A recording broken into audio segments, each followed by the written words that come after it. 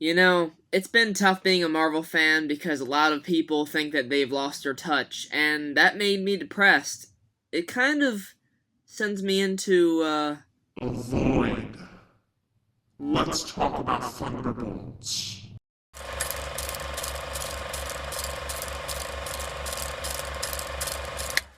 Hey guys, welcome to my review for Thunderbolts. This is the latest Marvel Cinematic Universe film, and if you haven't seen it, this will contain spoilers, so you definitely want to pry away, go watch the movie, come back, and watch the review.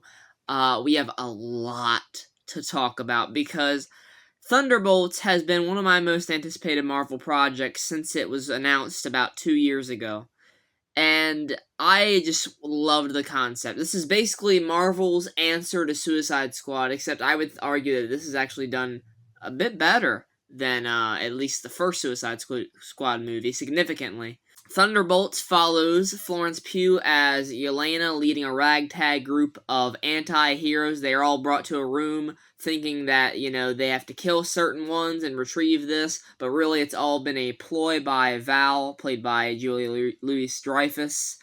And, yeah, they've been set up. They are set up by Val to be killed so that they team up to escape. You got Yelena, you have John Walker, you have Ghost, you have Taskmaster until she dies within like 2 minutes. Yeah, Taskmaster is fucked.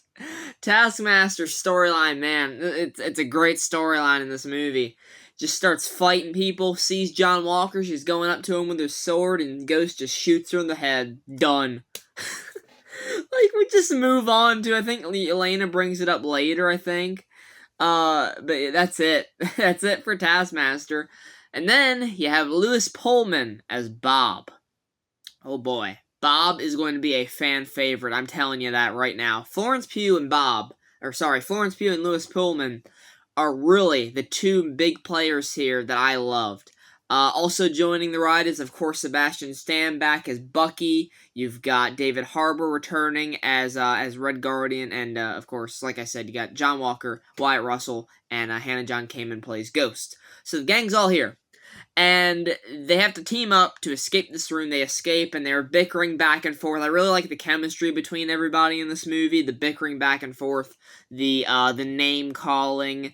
Everyone gives John Walker shit in this movie. They just tear him apart. They're calling him Dime Store Captain America, Junior Varsity Captain America. Bob even laughs at him saying that he was Captain America. He's like, you Captain America?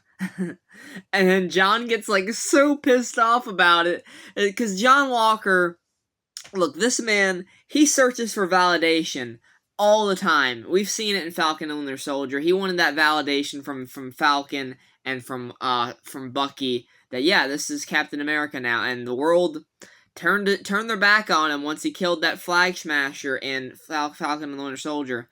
And here we learn things haven't gone well for John since then. His wife and kid have left him.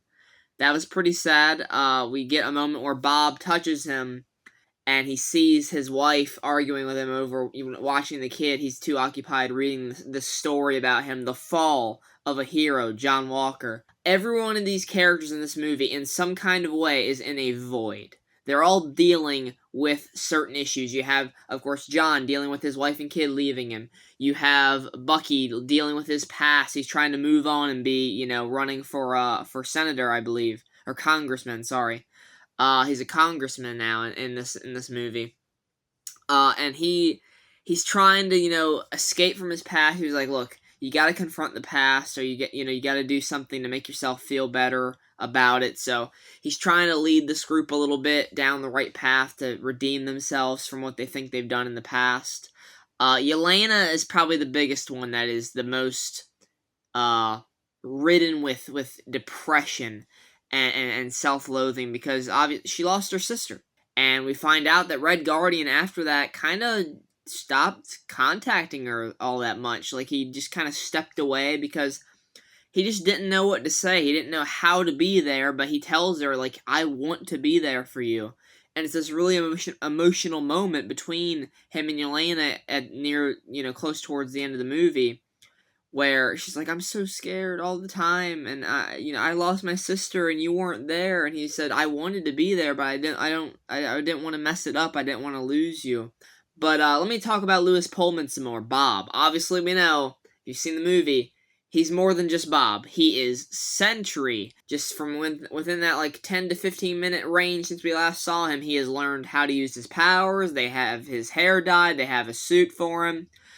So that was a bit rushed, not gonna lie, but it's got a cool result because Sentry takes on the Thunderbolts. They're like, we don't want to do this, Bob. We don't want to fight you. We want to help you. And he says, I'm done. I'm just kind of done, being a wimp and not embracing my full potential. Val's, getting in his head here, and he beats everybody up. He folds Walker's shield into a tortilla, is what he says later on in the movie. Oh my god, Walker just gets shit on the entire film. I love it. He beats Ghost, he beats Bucky, he beats Yelena, Red Guardian. He tosses through a window and brings him back and throws him. I mean, the Thunderbolts really, even though Red Guardian, John, and Bucky, they all have the serum, they still aren't they aren't a match for Sentry. Even Bucky tries to go up, full on punching Sentry back and forth and back and forth and back and forth. It's doing nothing. He even takes off Bucky's arm and throws it to the side. And yeah, Ghost and Yelena, they're just humans.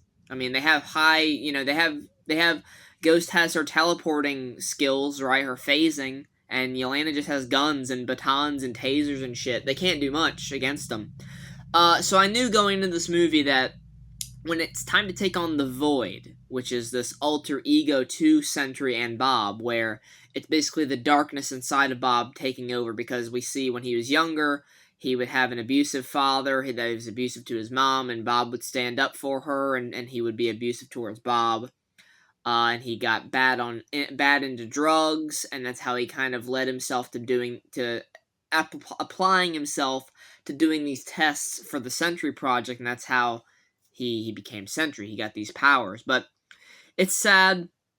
And that depression, all of that trauma is buried deep inside of him, and it's the void. He literally calls it's like a void. And then it comes out during the end of the movie, and you have the void just vanishing people left and right, shadows, like something out of Hiroshima, the shadows left behind by that.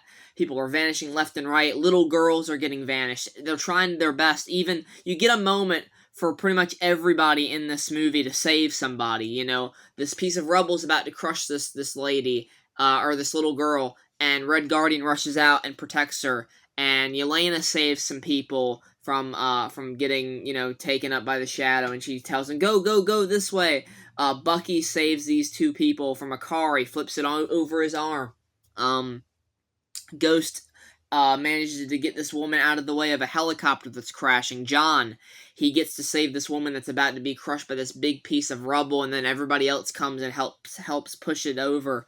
It's just a really good moment. I love this team. It feels very much Guardians of the Galaxy, where you have this ragtag group of people that shouldn't work well together, but through learning more about each other and, having to work together, they form a connection. They form that bond, that team bond, where you have a moment where Yelena goes into the void willingly. She's like, I've got to stop this. I've got to talk to Bob. And Red Guardian's like, no, don't do it. And everyone's trying to hold him back. And then Ghost is immediately like, I'm going in after her. And Bucky's like, what if she's dead? And then Ghost is like, what if she's not? It's like, and, Ghost doesn't care. She's going to go after Yelena. And I really appreciated that. And then you have our Thunderbolts go into there. By the way, Thunderbolts is the name given to the team by Red Guardian, named after Yelena's soccer team that never won a game. It's pretty fun. They go into the void, and here is where some of my issues lie with the movie. Not as far as what happens. What happens is really great. You get this confrontation between Yelena having to face her past, where she had to kill this little girl, or she didn't kill her, but she led her out for someone else to execute her as one of her tests when she was training to be a Black Widow. She has to deal with that. She has to relive some of her past in the Red Room. And it's sad. It really is. She has so much trauma built up over the years. I really feel for Yelena, and Florence Pugh just carries this movie. Not that the other ones are bad. The other characters are still great. They also are great with her, but she is the star of this movie, very much so. Uh, they go into the void and they all have to deal with these. Well, that's what I wish would happen. Basically, the void shows you stuff that, like, from your past, these nightmarish visions, where of course Yelena deals with her past, Bob deals with his past with the abusive father, but we don't get that with anyone else. We don't get Bucky seeing what he's done in the past. You don't get Ghost seeing what she's done in the past. You don't get John, getting tormented further by his wife and kid leaving him. Maybe there just wasn't enough time. I wanted to see what Red Guardian would have seen. What would he have seen in the void? That's what I'm wondering. But yeah, I get it. It's over 2 hours already. Maybe they didn't want to stretch it out. Hopefully, maybe there's some deleted scenes where they did do something like that. That would be pretty cool to see. We even get Val's kind of vision where Bob touches her shoulder and it's revealed that Val's father was killed when she was like very young. He told her to hide and she just watched as this guy came in there and killed her father. I still don't feel for her all that much though. Val can fuck off. I hate her. I hate Val. She's such a bitch in this movie. Oh my god. So those are really my big positives of the movie. If I had to nitpick, it would be that I wish we did get some more Void stuff as far as seeing what these other characters would have been going through. Bucky, I feel, gets a little bit underutilized than I would have thought he would have had to do in the movie. I would have thought he would have been, rallying the team together, hyping them up the whole time, trying to, like, persuade them, like, yeah, I've been where you are. And he does say it, but it's only, like, for one scene he really says, like, I've been where you are, if you don't try and do something to make up for the past, it's just going to consume you. And that's why I wish that he would have went through something in the void where, like, there is literally his past coming to consume him, and he's going to fight back against it. That's what I would have liked to see. Also, Ghost doesn't get a whole lot of time. She was kind of underutilized in this as well. I get it. Over 2 hour runtime. You have a rogues gallery of characters that you want to do a plethora of stuff with. They also, like I said, they fast forward through the Sentry stuff. That was just another nitpick of mine. But overall, guys, I thought Thunderbolts was a fucking blast. Even the after credits scene where you get Red Guardian pushing this box of Wheaties towards this woman. She's like, you need to buy this because it's got them on it. Not as the Thunderbolts, but as the New Avengers. Yeah, this team is the New Avengers now, dubbed by Val. So they are now the New Avengers, even though it's told in the after credits scene that Sam Wilson, Captain America, he's not a fan of that. He's not a fan of that decision.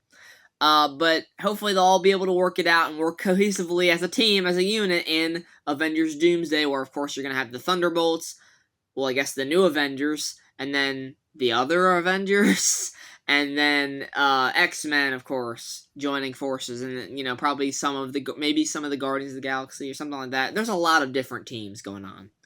But the after credits scene, speaking of another team, after credits scene, Fantastic Four is headed to Earth. So they are heading to this universe, which means that most likely Galactus is going to fuck shit up in their movie, and they are not going to be able to save all those people. So, should they have saved that for that movie? I don't know, because a lot of people were already speculating it. But, nonetheless, Thunderbolts is a great time. I'm giving this an 8 out of 10. Maybe even leaning towards a 9, like an 8.5, but I'll stick it at an 8 right now because I didn't do the 0.5s or anything, but I'll go for an 8 out of 10 right now. I'm going to do a Marvel Cinematic Universe movie ranking sometime soon this week, maybe, fingers crossed, if I have the time for it. If not, definitely next week. I'll be working on it this week, so. Hope you guys enjoy that. Hope you guys enjoyed Thunderbolts. Let me know what you thought of it down in the comments below. Thanks so much for watching the review. Take care, and goodbye.